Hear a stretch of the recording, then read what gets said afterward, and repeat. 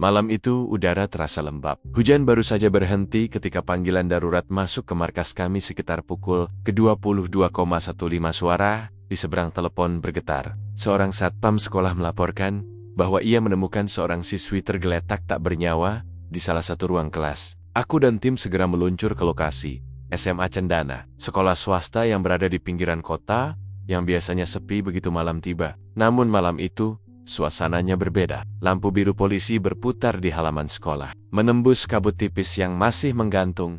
Begitu melewati gerbang besi, langkah kami disambut aroma tanah basah dan sisa asap rokok di udara, mungkin milik petugas keamanan yang masih syok. Ia menunjuk ke arah gedung utama ke lantai 2, tempat ia menemukan korban.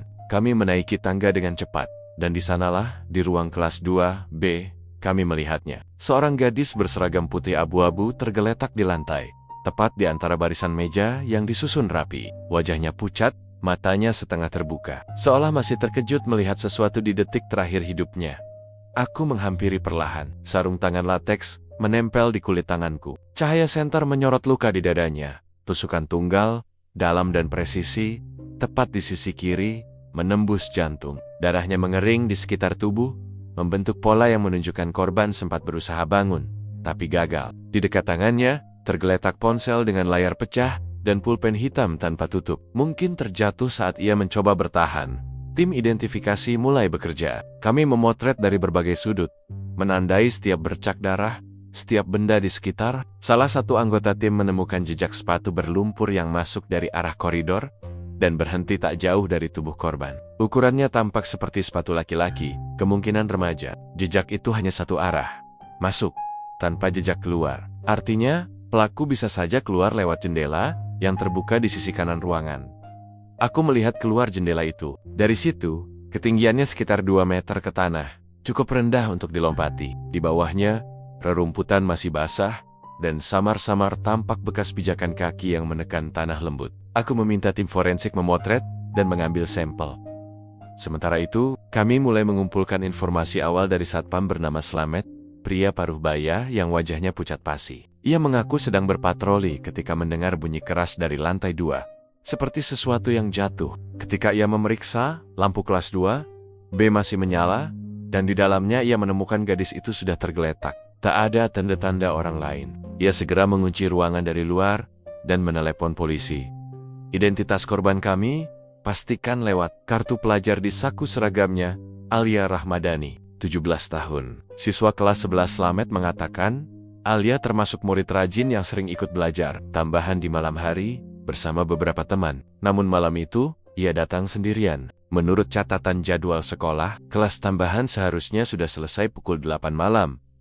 Aku menatap ruangan itu sekali lagi. Di papan tulis, masih tertulis rumis-rumis matematika, setengah terhapus. Di kursi dekat jendela, terdapat tas ransel terbuka, dengan buku-buku berserakan. Di dalamnya kami menemukan selembar kertas kecil. Tampak tergesa-gesa ditulis, dengan tinta yang sedikit luntur oleh kelembapan udara. Jangan datang malam ini. Tulisannya rapi, menggunakan pulpen biru, dan dari bentuk hurufnya tampak ditulis oleh tangan laki-laki. Aku menatap pesan itu cukup lama. Sebuah peringatan yang datang terlambat. Di luar, suara hujan mulai turun lagi. Mengetuk kaca jendela ruang kelas itu, seperti denting waktu yang mengingatkan kami. Pembunuhan ini baru permulaan. Malam itu, aku tahu penyelidikan panjang telah dimulai, dan setiap detail kecil di ruangan itu akan menjadi kunci, membuka misteri, siapa yang tega mengakhiri hidup seorang remaja di tempat yang seharusnya menjadi ruang belajar, bukan kematian.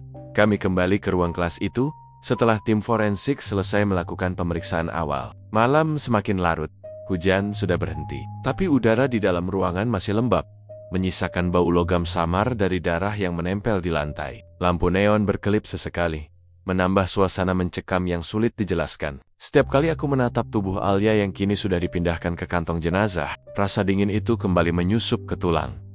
Tugas kami berikutnya adalah mengurai kondisi tempat kejadian perkara dengan detail. Mencari petunjuk yang mungkin terlewat pada pandangan pertama. Aku memerhatikan setiap sisi ruangan. Di papan tulis, terdapat bekas tulisan yang dihapus terburu-buru, rumus matematika setengah selesai. Tapi di bawahnya ada coretan samar, seperti tulisan seseorang yang tidak ingin terbaca. Aku menyipitkan mata dan meminta bantuan sinar ultraviolet dari tim identifikasi. Perlahan, tulisan itu muncul. Aku tahu apa yang kau sembunyikan. Kalimat pendek itu membuat suasana mendadak hening. Tulisan tersebut bukan milik guru, dan jelas bukan hasil kegiatan belajar biasa. Aku merasa ada pesan tersembunyi di balik ruang kelas yang tampak biasa ini. Di sudut ruangan, dekat lemari peralatan, kami menemukan gelas plastik berisi air setengah penuh. Dengan sidik jari, menempel di permukaannya. Kami menyimpannya dalam kantong bukti. Di lantai dekat meja guru, tampak bekas geseran kaki meja. Seperti seseorang berusaha mendorong atau berlindung di belakangnya. Meja itu juga memiliki bercak darah kecil di bagian bawah. Artinya, Alia sempat bergerak. Mungkin berusaha melarikan diri atau mempertahankan diri sebelum akhirnya jatuh. Aku menelusuri arah jejak darah yang memanjang sekitar 2 meter dari posisi awal tubuh korban. Polanya tidak acak. Garis merah itu menunjukkan usaha terakhir korban untuk merangkak ke arah pintu, namun gagal. Pintu ruang kelas sendiri terkunci dari dalam saat ditemukan oleh satpam, dan itu yang membuat kasus ini semakin aneh. Jika pintu terkunci dari dalam, bagaimana pelaku keluar? Aku berpaling ke arah jendela yang tadi terbuka. Bingkai kayunya berdebu, tapi di salah satu sisi bawah, tampak goresan baru, seperti bekas benda tajam, atau ujung sepatu yang menekan keras. Seolah seseorang meloncat keluar dengan tergesa. Saat aku menyorotkan senter keluar, tampak halaman belakang sekolah yang sepi dan gelap. Hanya diterangi lampu taman yang berkelip di kejauhan. Tim forensik juga menemukan satu helai rambut panjang berwarna coklat muda yang menempel di tepi meja korban. Warna rambut itu tidak sesuai dengan warna rambut Alia yang hitam pekat. Rambut itu kami kumpulkan, mungkin milik seseorang yang sempat berinteraksi dengannya malam itu. Sementara itu, aku melihat ke lantai.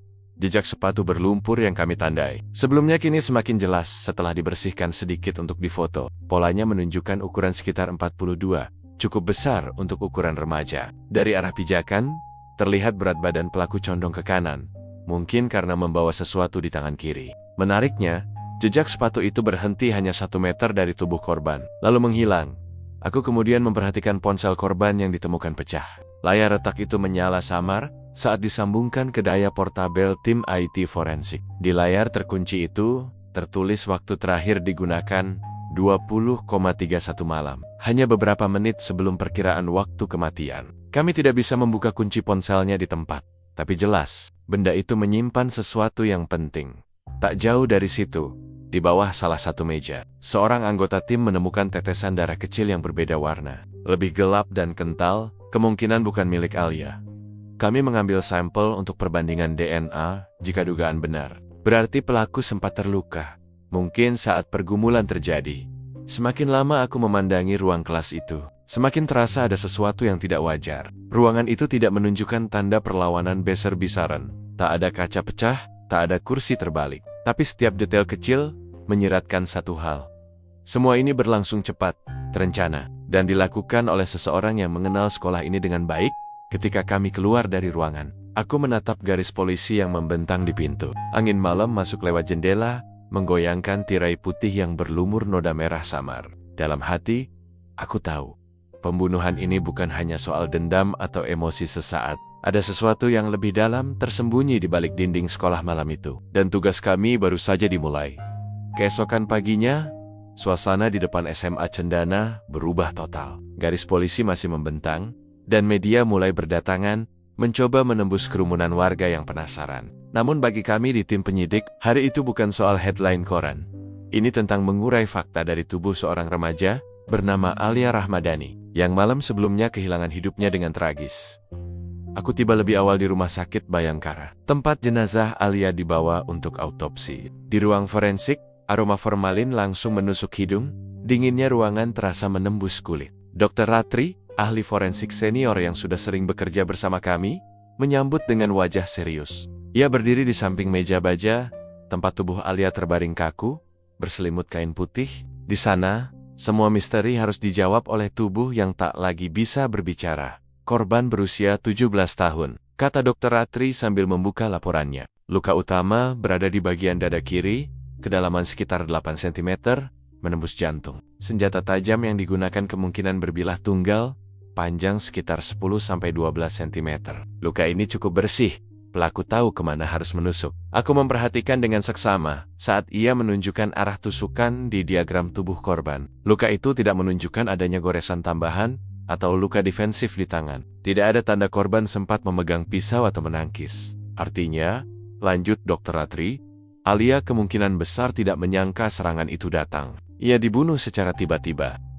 Hasil pemeriksaan juga menunjukkan ada memar kecil di lengan kanan dan punggung. Mungkin akibat terbentur meja atau terjatuh saat mencoba mundur. Tidak ditemukan tanda kekerasan seksual, tidak ada obet-obetan di tubuhnya. Lambung korban masih berisi sedikit makanan, mie instan, dan telur rebus. Menunjukkan ia sempat makan sekitar 1 jam sebelum meninggal. Dari suhu tubuh dan kondisi darah yang mulai menggumpal, dokter memperkirakan waktu kematian antara jam 20:20 hingga 20:4 malam.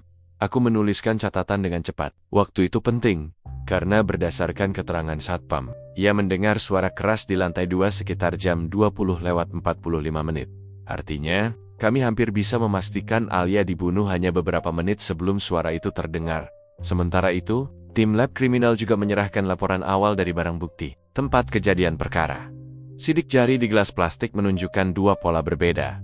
Satu milik korban, satu lagi masih belum teridentifikasi. Darah yang ditemukan di bawah meja guru bukan berasal dari Alia. Analisis awal menunjukkan golongan darah O, sementara Alia bergolongan darah A. Temuan ini memperkuat dugaan bahwa pelaku sempat terluka atau meninggalkan jejak biologis saat kejadian. Kembali ke sekolah. Aku berdiri di depan papan absensi. Nama Alia ditandai dengan tinta merah oleh pihak sekolah pagi itu. Beberapa teman sekelas datang ditemani orang tua mereka, menangis, memberi keterangan seadanya. Dari sana, kami tahu malam itu seharusnya ada kelas tambahan matematika yang diikuti oleh 5 siswa, termasuk Alia. Namun 4 lainnya sudah pulang lebih awal. Dia bilang mau menyelesaikan tugas lebih dulu. "Pak," ujar Rina, salah satu teman sekelas yang matanya bengkak karena menangis. Katanya mau nunggu guru, tapi guru juga udah pulang. Kami pikir dia bakal langsung balik. Kesaksian itu sejalan dengan laporan dari guru piket yang mengatakan bahwa sekitar pukul 20, Alia masih terlihat di koridor, menenteng buku, dan berbicara di ponselnya. Setelah itu, tidak ada yang melihatnya lagi. Kami menelusuri catatan keamanan di buku tamu dan laporan ronda. Hanya tercatat 1 orang yang keluar dari gerbang pada jam 20:25, Riko. Teman sekelas Alia yang dikenal pendiam, ia menulis alasan kelas tambahan selesai. Nama itu langsung kami lingkari tebal di catatan penyelidikan. Namun untuk saat ini, semua masih bersifat dugaan. Yang jelas, waktu kematian, lokasi, dan kondisi tubuh Alia menunjukkan bahwa pembunuhan ini terjadi dengan cepat. Di ruang yang sepi, oleh seseorang yang tahu rutinitas korban. Tidak ada tanda perampokan, tidak ada pencurian barang berharga. Semua mengarah pada motif personal, dendam, ancaman, atau rahasia yang disimpan terlalu lama saat kami meninggalkan ruang forensik. Aku menatap foto hasil autopsi yang baru dicetak. Luka tunggal di dada itu terlihat seperti titik kecil di antara lautan kulit pucat. Tapi di baliknya ada cerita panjang, kisah yang harus kami ungkap. Potongan demi potongan, sampai Alia benar-benar mendapatkan keadilan. Ruang interogasi sore itu dipenuhi aroma kopi dingin dan ketegangan yang menggantung di udara. Kami sudah memanggil 4 teman sekelas Alia, yang malam kejadian diketahui masih berada di sekolah untuk mengikuti kelas tambahan. Mereka adalah Rina, Dimas, Sari, dan Riko. Keempatnya duduk terpisah di ruang yang berbeda bukan untuk menakuti, tapi agar cerita yang kami dapatkan murni, tanpa pengaruh dari satu sama lain. Aku memulai dengan Rina, gadis berkacamata dengan wajah sendu yang masih tampak ketakutan. Suaranya bergetar ketika menjawab. "Kami selesai belajar sekitar jam 8, Pak. Habis itu Pak Rendra pulang duluan. Alia bilang mau ngerjain tugas tambahan. Katanya cuma sebentar. Aku sempat tawarin pulang bareng, tapi dia nolak. Apakah dia terlihat cemas atau aneh malam itu?" tanyaku. Rina menggeleng, tapi matanya ragu. "Kuma." Alia sempat lihat HP dan wajahnya berubah. Dia kelihatan panik, tapi pas aku tanya, dia bilang cuma pesan salah kirim. Catatan pertama kami tulis tebal, pesan di ponsel. Selanjutnya, Sari, teman sebangku Alia, ia lebih tenang. Namun matanya tak lepas dari tangannya sendiri. "Kami sempat ribut kecil siang sebelumnya. Masalah sepele, soal tugas kelompok," katanya pelan. "Tapi malam itu aku udah baikan. Aku juga dapat pesan dari dia, jam 8:05. Isinya cuma, jangan lupa kunci loker. Setelah itu, Nggak balas lagi. Pesan itu kami minta ditunjukkan. Ternyata dikirim lewat aplikasi chat dengan nomor Alia sendiri. Waktu pengiriman cocok dengan perkiraan waktu sebelum korban meninggal. Namun, yang mengganjal, ponsel korban ditemukan rusak di tempat kejadian perkara. Dan pesan terakhir keluar setelah ponsel diperkirakan jatuh ke lantai. Dimas, kami panggil berikutnya. Ia tampak gelisah, menatap ke arah kamera CCTV yang menggantung di atas ruangan. Seolah takut. Saya nggak tahu apa-apa, Pak. Habis kelas saya langsung ke kantin belakang, bantu satpam matiin lampu aula. Saya nggak ke lantai 2 lagi. Namun ketika kami konfirmasi dengan keterangan satpam, ternyata Dimas tidak pernah terlihat di area aula malam itu. Ada celah 30 menit tanpa saksi, di mana keberadaannya tidak bisa dibuktikan. Saat kami tanya apakah ia melihat Alia malam itu, ia menjawab cepat, "Enggak," tapi nadanya terlalu defensif. Terakhir, kami memanggil Riko, siswa berperawakan tinggi dengan ekspresi dingin. Ia datang dengan langkah tenang, namun matanya tidak pernah benar-benar menatap kami. "Saya pulang lebih dulu, Pak," katanya datar. "Sekitar jam 20.25, saya nulis di buku tamu, bisa dicek." Aku mengangguk, lalu membuka foto dari tempat kejadian perkara yang menunjukkan jejak sepatu berlumpur ukuran 42. "Ukuran sepatumu berapa, Riko?" tanyaku. 42, Pak." Ruangan mendadak senyap. Ia tersenyum tipis, lalu menambahkan cepat, "Tapi saya lewat pintu depan, bukan ke ruang kelas." "Gak ada hubungannya kan?" Nada suaranya mulai terdengar gelisah. Aku tahu pola seperti itu. Remaja yang mencoba terdengar tenang, tapi gagal menyembunyikan kegugupan. Kami juga menanyakan hubungan pribadinya dengan Alia. Ia menjawab singkat, "Teman biasa." Tapi dari nada suaranya, aku tahu hubungan itu lebih rumit dari sekadar teman. Dari beberapa pesan yang ditemukan di ponsel korban, hasil pemulihan awal dari tim digital forensik, nama Riko muncul beberapa kali, bahkan dalam konteks yang menunjukkan kedekatan emosional. Sementara itu, tim analis perilaku kami memperhatikan gerak tubuh setiap saksi melalui kamera. Rina terlihat cemas, tapi konsisten. Sari berusaha jujur, meski menyembunyikan rasa bersalah kecil. Dimas tampak gugup karena sesuatu yang belum ia ungkap, tapi Riko ia berbeda. Tenang berlebihan, namun dengan tatapan kosong seperti menahan sesuatu yang lebih gelap. Di akhir pemeriksaan, aku menatap papan catatan di ruang penyidik. Alia terakhir terlihat jam 20:10 menit. Berbicara lewat telepon, pesan terakhir terkirim jam 20:31 menit dari ponselnya yang rusak. Riko meninggalkan sekolah jam 20:25 menit. Selisih 6 menit dari perkiraan waktu kematian. Keterangan mereka saling bersilangan seperti benang kusut. Tak ada yang mengaku tahu apa-apa. Tapi jelas, salah satu dari mereka berbohong. Malamnya, ketika aku menatap kembali foto wajah Alia di berkas kasus, aku teringat tatapan kosong Riko di ruang interogasi. Ada sesuatu di matanya. Bukan sekadar takut, tapi rasa bersalah yang dalam dan belum diucapkan. Dan disinilah, perlahan, arah penyelidikan mulai berubah. Dari sekadar mencari pelaku, menjadi memahami hubungan yang hancur, rahasia yang disembunyikan, dan dendam yang tumbuh diam-diam di antara anak-anak sekolah itu.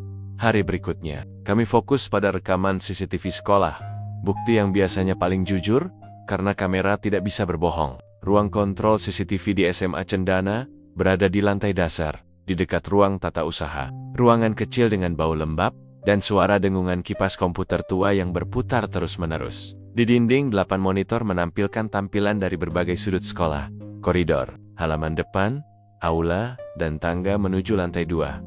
Lokasi ruang kelas tempat Alia ditemukan.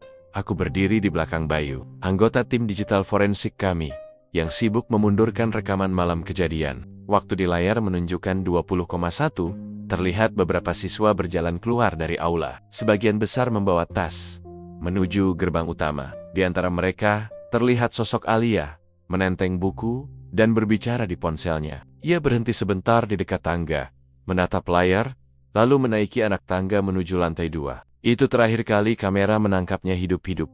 Kami terus memutar rekaman beberapa menit ke depan. Lalu, sesuatu yang janggal terjadi. Pukul 20,23, layar dari 2 kamera di koridor lantai 2 tiba-tiba berubah menjadi hitam. Tak ada sinyal, tak ada gambar. Di sudut monitor, tulisan merah kecil muncul.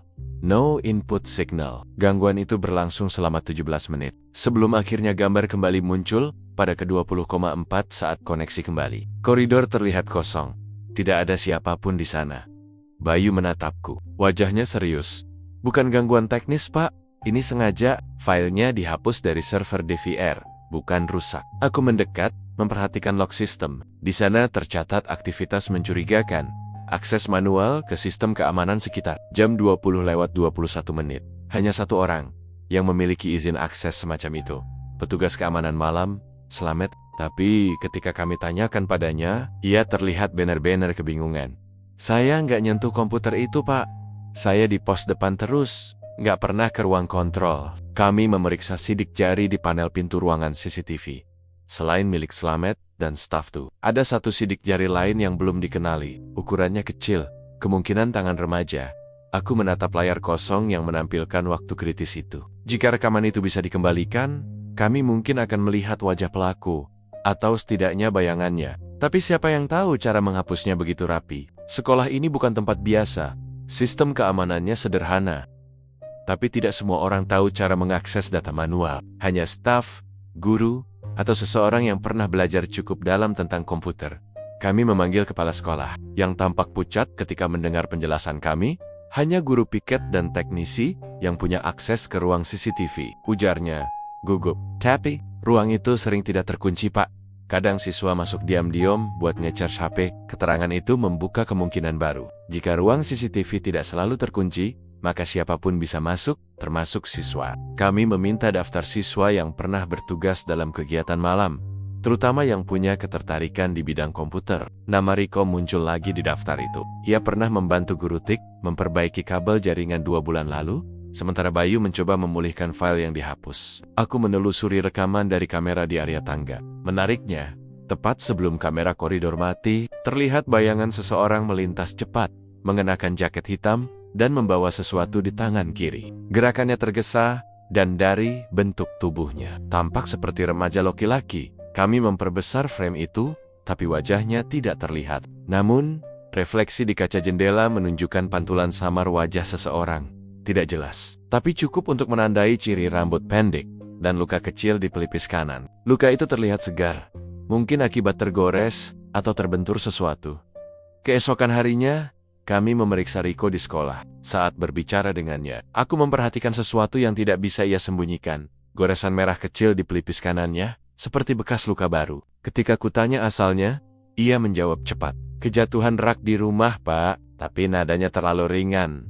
Untuk kebetulan yang begitu tepat, kami belum punya bukti cukup untuk menahannya. Tapi satu hal jelas, seseorang mematikan CCTV dengan sengaja malam itu. Dan orang itu tahu persis kapan harus melakukannya. Bukan karena keberuntungan, tapi karena perencanaan.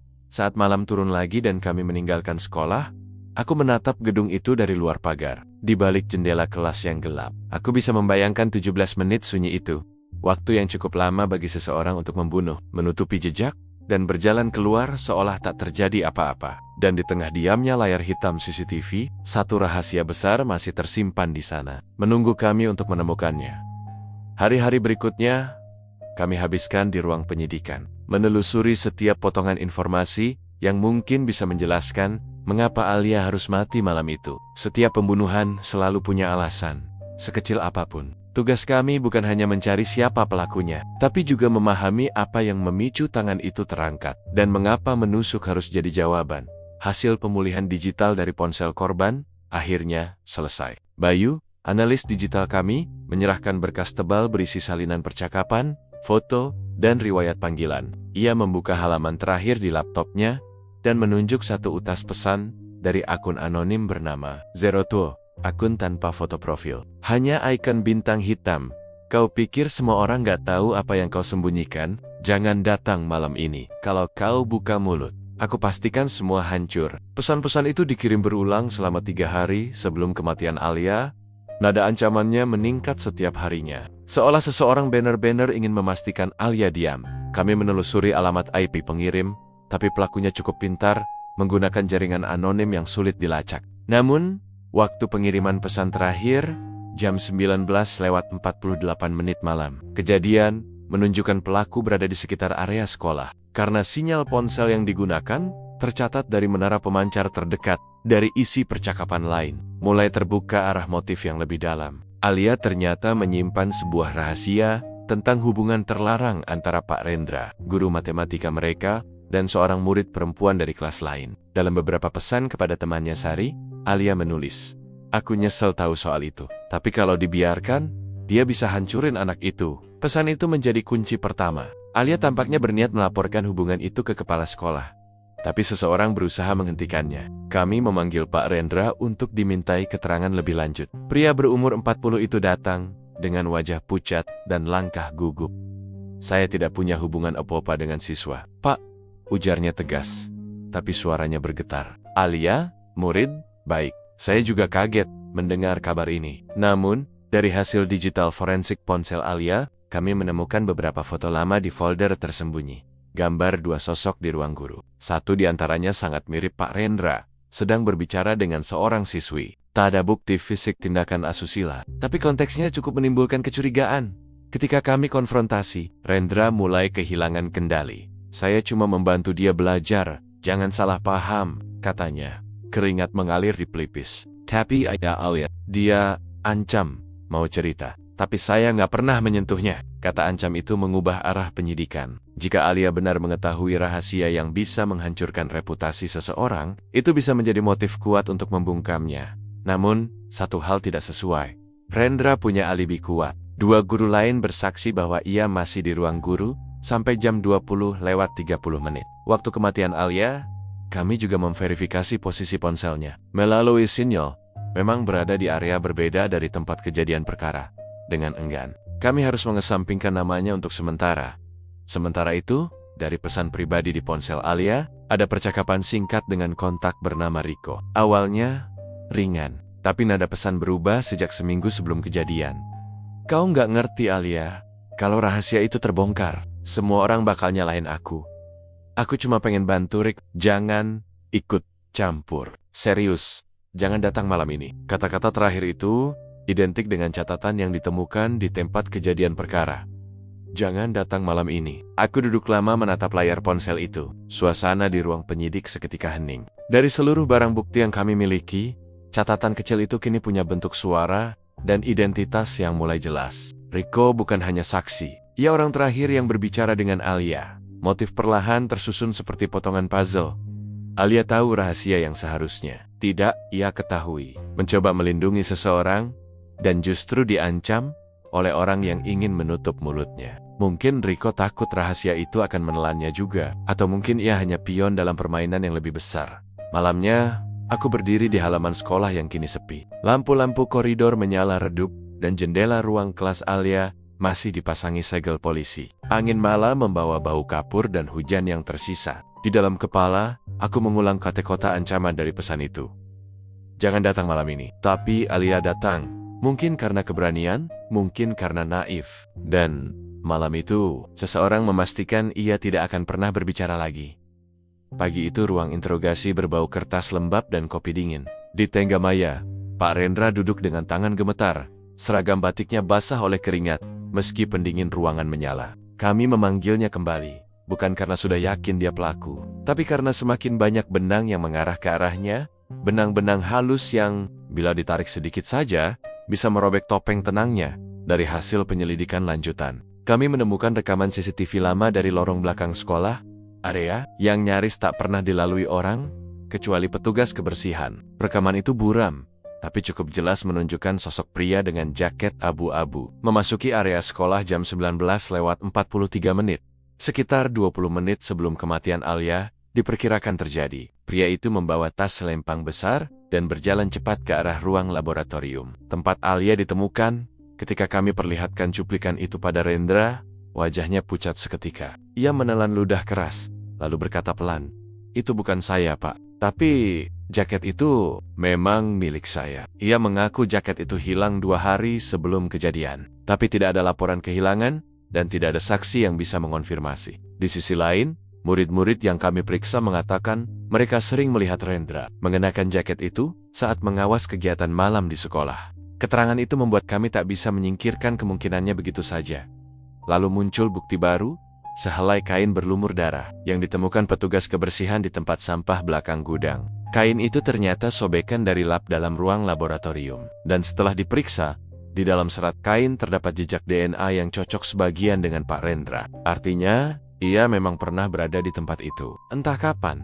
Namun hasil visum menegaskan bahwa darah itu bukan milik Alia, melainkan luka lama, kemungkinan kecil berasal dari goresan di tangan. Ketika kami periksa, ternyata di telapak tangan kanan Rendra, memang ada bekas luka yang sudah mengering. Ia mengaku terluka 2 minggu sebelumnya karena tergores kaca saat mengganti papan tulis. Saya tidak pernah ke ruang laboratorium malam itu. Katanya lirih, tapi kejanggalan semakin menumpuk. Kami memeriksa daftar absensi kegiatan belajar malam dan mendapati tanda tangan Pak Rendra tercatat pada lembar kehadiran jam 19:30, waktu yang seharusnya ia masih di ruang guru, sesuai dengan alibi yang ia berikan. Tetapi hasil laboratorium menunjukkan tinta tanda tangan itu baru ditulis belakangan, bukan pada hari kejadian. Artinya, seseorang telah mencoba memalsukan waktu keberadaannya. Kami memeriksa sidik jari di lembar tersebut dan menemukan sidik jari lain yang tak dikenal, terlalu kecil untuk jari orang dewasa. Dari bentuknya, besar kemungkinan sidik itu milik seorang siswa. Aku masih ingat bagaimana tatapan mata Rendra berubah saat kami tunjukkan hasil itu. Ada ketakutan, tapi juga semacam kelegaan aneh di wajahnya. Ia menunduk lama sebelum akhirnya berkata pelan, "Saya tidak membunuh Alia, tapi saya tahu siapa yang datang malam itu." Kalimat itu menggantung di udara, membuat seluruh ruangan membeku. Kami meminta penjelasan, tapi Rendra hanya menatap lantai, tangannya terkepal. Ia kemudian menambahkan, "Ada murid yang tahu rahasia itu juga. Dia yang terakhir kali bicara dengan Alia sebelum malam kejadian. Saya mencoba melindungi dia." Nama yang keluar dari mulutnya membuat semua catatan kami seketika terbuka. Rico, murid kelas 11, aktif di klub teater, dan dikenal dekat dengan Alia. Anak itu selama ini mengaku tidak tahu apapun, bahkan tidak hadir malam kejadian. Tapi kesaksian Rendra memutar arah penyidikan secara drastis. Kami mulai menggali kembali rekaman CCTV sekolah dengan fokus baru, bukan hanya mencari sosok dewasa, tapi juga kemungkinan bayangan remaja yang mungkin sempat masuk lewat jalur belakang. Dari rekaman berdurasi 10 detik di kamera parkiran, kami akhirnya melihatnya. Sosok muda memakai hoodie hitam, berjalan cepat sambil menunduk. Ciri tubuhnya sesuai dengan deskripsi Rico. Seketika semua potongan terasa masuk akal. Rendra pembunuh, tapi ia tahu seseorang yang mungkin telah kehilangan kendali. Motif yang tadinya kabur kini mulai jelas.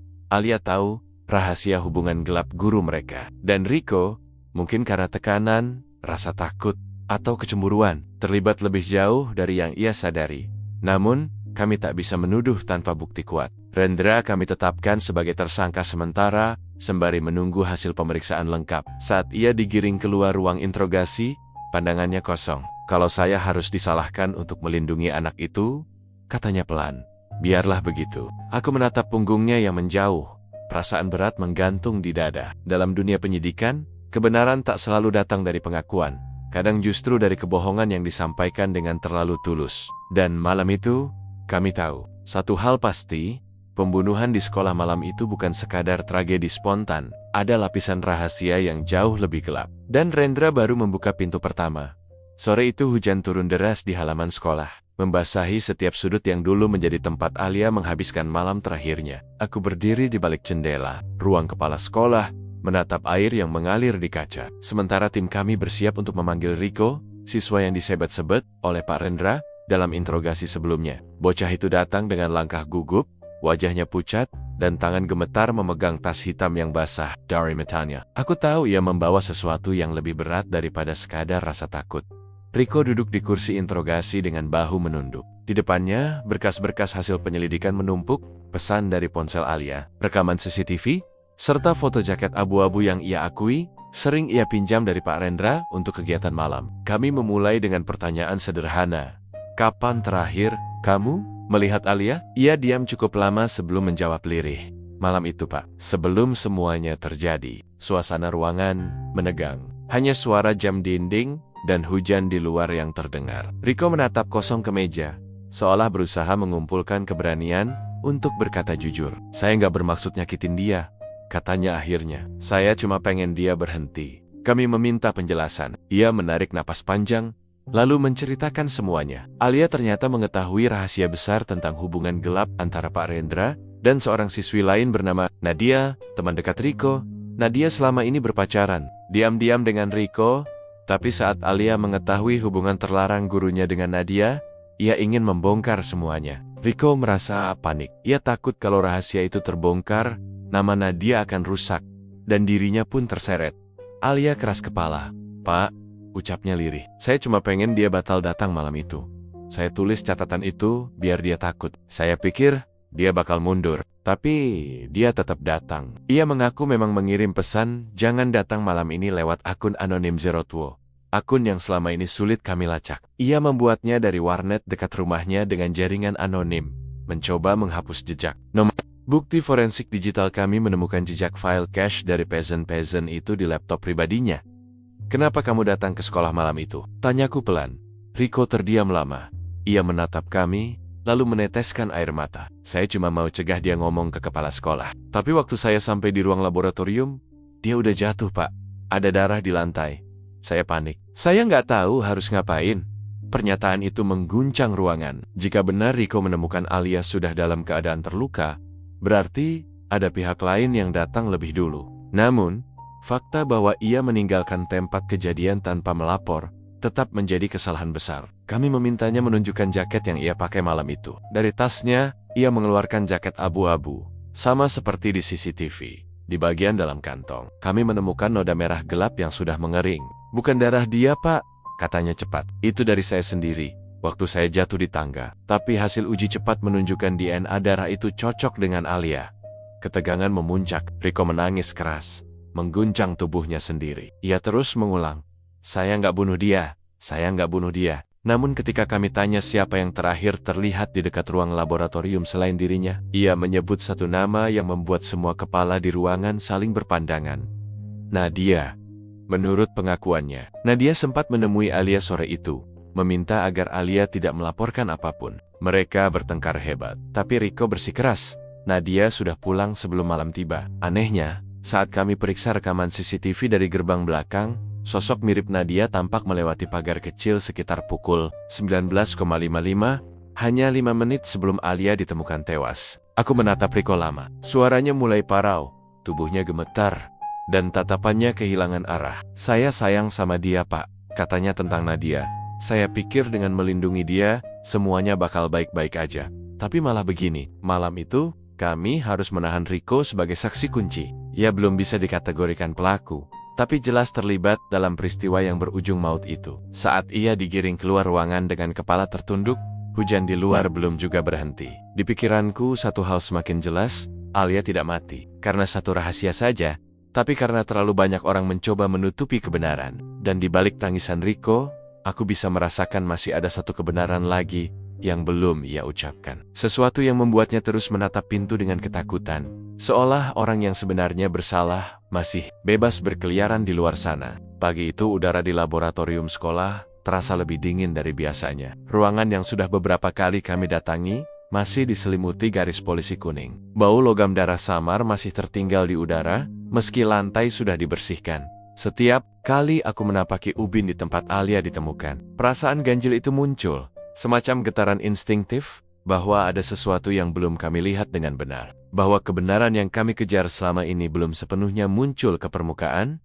Tim forensik datang kembali pagi itu dengan laporan lanjutan. Seorang petugas menyerahkan map biru bertuliskan reanalisis tempat kejadian perkara, kasus Alia. Aku membuka lembar pertama, dan mataku langsung tertuju pada kalimat pembuka. Ditemukan sidik sepatu tambahan dengan pola yang tidak cocok dengan milik korban maupun saksi Riko. Aku mengangkat kepala, menatap lantai ruang laboratorium yang kini tertutup plastik bening. Kamu yakin ini baru ditemukan? Tanyaku pada teknisi Ea Manggangga. Saat pembersihan tahap 2, kami periksa ulang area belakang meja praktikum. Ada bekas tapak sepatu kecil yang tertimpa serpihan kaca. Polanya khas. Sepatu perempuan, ukuran 37, detak jantungku meningkat perlahan. Ukuran 37, sepatu perempuan, Alia berukuran 39, sedangkan Nadia, berdasarkan data siswa, ke-37. Temuan ini langsung mengubah arah penyelidikan yang semula berpusat pada Riko. Kami memutuskan memanggil Nadia pagi itu juga. Tapi sebelum itu, aku ingin memastikan sendiri konsistensi bukti di tempat kejadian perkara. Aku berjalan ke arah sudut tempat bekas tapak itu ditemukan. Di bawah sinar senter ultraviolet, bentuknya terlihat jelas, setengah terinjak pecahan kaca, Sebagian tertutup sisa cairan kimia. Dari bentuk langkahnya, sepertinya orang itu berdiri agak miring, seolah menahan keseimbangan atau terguncang. Sebuah teori muncul di benakku. Ada kemungkinan perkelahian kecil terjadi di sini. Hasil forensik berikutnya memperkuat dugaan itu. Pada kuku tangan kanan Alia, ditemukan serat kain halus warna biru muda. Serat itu tidak cocok dengan pakaian yang dikenakan korban malam itu, juga tidak ditemukan pada baju Riko. Tapi ketika kami memeriksa daftar seragam siswa perempuan untuk kegiatan malam, hanya satu yang mengenakan jaket biru muda saat itu. Nadia. Aku ingat jelas, perasaan dingin merambat di tengkuk ketika hasil itu dibacakan. Semua yang sebelumnya tampak simpati kini terasa seperti kabut yang perlahan menipis. Bisa jadi Alia dan Nadia sempat bertemu malam itu. Bukan hanya untuk membicarakan rahasia Pak Rendra, tetapi Birdbat, mungkin bahkan saling dorong. Hingga akhirnya tragedi terjadi. Kami juga memeriksa kembali waktu kematian Alia berdasarkan suhu tubuh dan kondisi luka tusuk. Awalnya diperkirakan jam 20:10, tapi hasil analisis lanjutan mempersempit rentang waktu menjadi antara 19,52 hingga 19,58. Tepat 5 menit setelah kamera CCTV menangkap sosok yang diduga, Nadia masuk lewat gerbang belakang satu persatu. Potongan bukti mulai tersambung. Riko memang datang ke tempat kejadian, tapi kemungkinan besar setelah Alia sudah tergeletak. Ia mungkin menemukan tubuh Alia, panik, dan berusaha menyembunyikan keberadaannya malam itu agar Nadia tak terseret. Dan disitulah kekeliruan besar terjadi. Ia menanggung beban yang bukan miliknya. Namun, masih ada satu hal yang belum masuk akal. Dari hasil visum, ditemukan luka sayatan di tangan kiri Alia. Bukan luka bertahan, melainkan goresan diagonal, seperti akibat benturan benda tajam ringan. Di dekat meja praktikum, kami menemukan pecahan gelas ukur dengan darah di ujungnya. Benda itu cocok dengan luka tersebut. Artinya, sebelum ditusuk, Alia sempat berusaha melindungi diri atau menahan serangan. Aku memandang kaca pecah itu lama-lama. Dalam kilatan bayangan, aku bisa membayangkan adegannya, dua gadis muda. Perdebatan yang berubah menjadi ketegangan, suara kaca pecah, lalu keheningan panjang.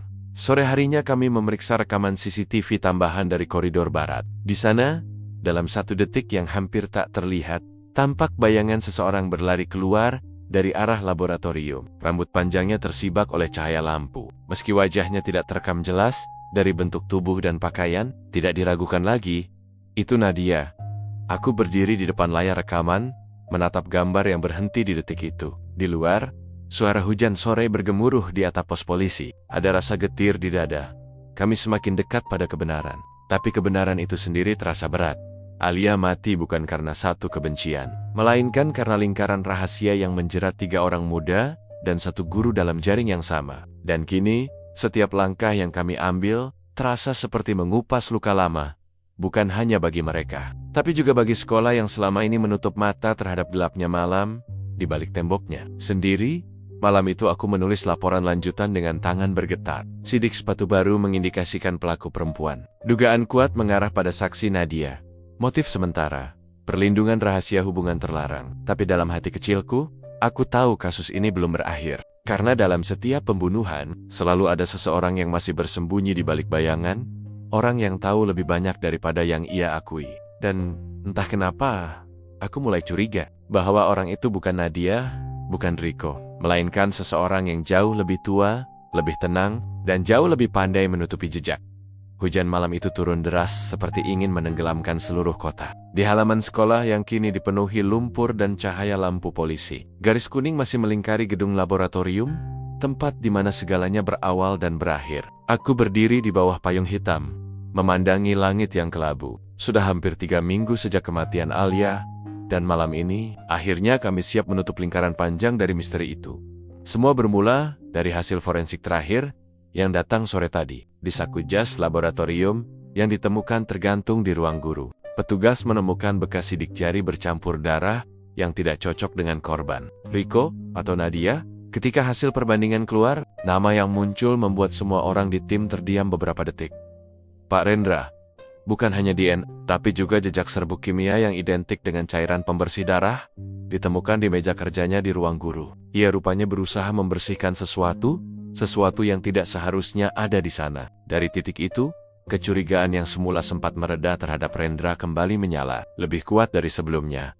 Kami menelusuri ulang waktu geraknya malam kejadian. Berdasarkan log kamera CCTV luar, Rendra memang berada di ruang guru hingga jam 20:30. Tapi ada celah waktu 15 menit yang tidak tercatat di antara dua rekaman, tepat di saat pembunuhan terjadi. Ketika kami periksa sistem keamanan sekolah, ditemukan bahwa kamera ruang guru sempat dimatikan secara manual. Tidak ada siswa yang memiliki akses ke ruang itu, hanya guru. Malam itu kami mendatangi rumah Rendra. Hujan belum juga berhenti, dan suara sirena terdengar samar di kejauhan. Rumahnya berdiri di ujung gang sempit.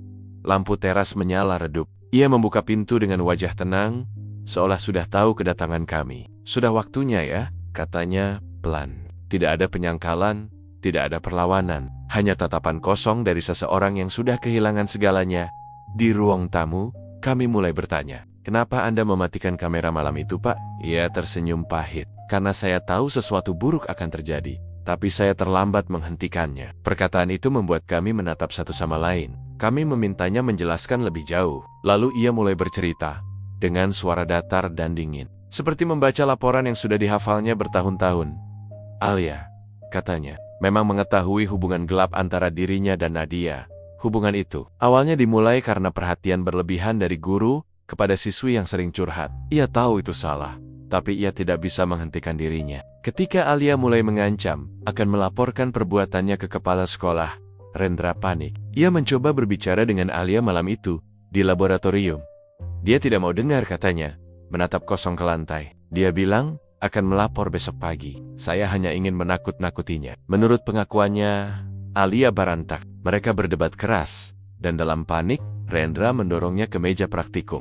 Gelas ukur pecah, melukai tangan Alia, darah menetes ke lantai. Rendra mengaku saat itu ia benar-benar ketakutan. Takut rahasianya terbongkar, takut karirnya hancur. Ia mengambil pisau laboratorium di dekatnya, bukan untuk membunuh, katanya, tapi untuk menakuti. Tapi segalanya berubah cepat.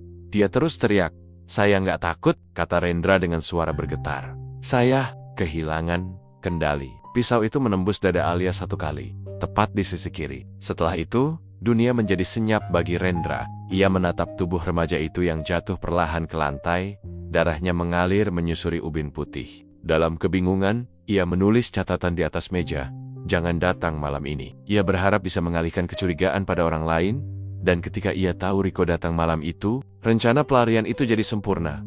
Ia membersihkan sebagian darah dengan kain lap, mengganti bajunya, lalu kembali ke ruang guru dan pura-pura sibuk. Semua dilakukan dalam waktu singkat, sekitar 15 menit. Celah yang hampir kami lewatkan, ketika aku mendengarnya bicara, ada perasaan getir bercampur marah yang sulit dijelaskan. Di balik wajah tenangnya, aku bisa melihat sisa penyesalan yang terlambat. "Saya tidak ingin dia mati," katanya lirih. "Saya cuma ingin semuanya diam." Kami membawanya keluar rumah dalam diam. Hujan masih mengguyur, lampu merah biru menari di genangan air. Wajah Rendra terlihat datar, seolah ia sudah menerima akhir hidupnya sendiri. Di dalam mobil, aku menatap keluar jendela, ke arah sekolah yang samar terlihat di kejauhan. Kasus ini akhirnya selesai, tapi tidak ada rasa lega. Hanya keheningan panjang yang menyisakan pertanyaan.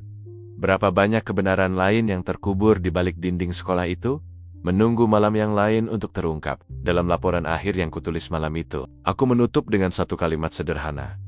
Kasus pembunuhan Alia tidak hanya menyingkap satu kejahatan, tapi seluruh kebusukan yang tumbuh diam-diam di tempat yang seharusnya mengajarkan kebenaran. Dan di hujan belum juga berhenti, seolah langit pun enggan memaafkan apa yang telah terjadi.